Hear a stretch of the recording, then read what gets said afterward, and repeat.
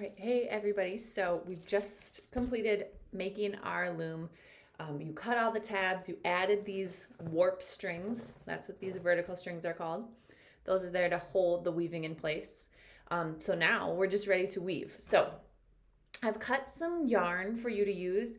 Pick a color that you like. If you're ever needing to cut yarn for yourself, I would say measure at least your arm, at least one arm's length, or it can be a little longer and you could do your whole wingspan from one arm to the other, but at least one arm's length of yarn should be enough for us to weave a few rows. So just pick a color. They're already cut for you. And with weaving, if you don't like it, you can always take it out. So it doesn't have to be permanent. You might decide you like it today and then come back to it tomorrow and think, I don't want to do that. And you can just take it out. So it's not a commitment. So we'll start with the end. You can tie a knot in this end if that's helpful to you, or you can just weave with it as is. So just like with our paper weaving when we practiced, same thing here with the yarn. We go over, under, over, under, over, under. So I'm going to start under. So I pick up that first warp string, slide my yarn underneath. When I go over, I basically just skip that one, pick up the next one, under, over, under. Sometimes it helps for me to say it as I go, over, under, over, under. If that helps you, just do it quietly so you're not bothering all your neighbors. But make sure you're just alternating every other one. Don't skip any. Over, under, over, under, over, under. So I got to the end, and I have this long tail now that I need to pull through. So I'll pull. My tail's still pretty long till about there. So I just have that much extra. And then I'm going to push my weaving up to the top. That's going to help keep my warp strings from pulling into the middle if I keep my weaving tight to the top of my cardboard.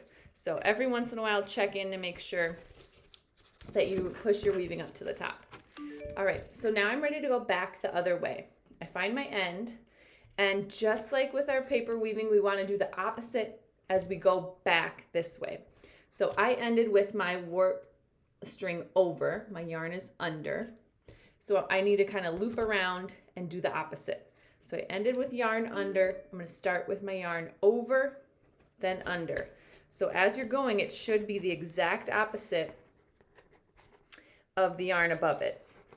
My yarn was over here, so now it's going to be under as I'm going back the opposite way. Go until you reach the end. And then when we reach the end, you're going to want to pull through so that you don't have this big loop. See how I have all this extra yarn? I pull gently until that loop is gone, and then again, scrunch your yarn, push it all the way up to the top.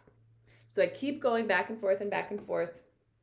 When I'm finished with this color and I'm ready to add a new yarn, find another pre-cut piece,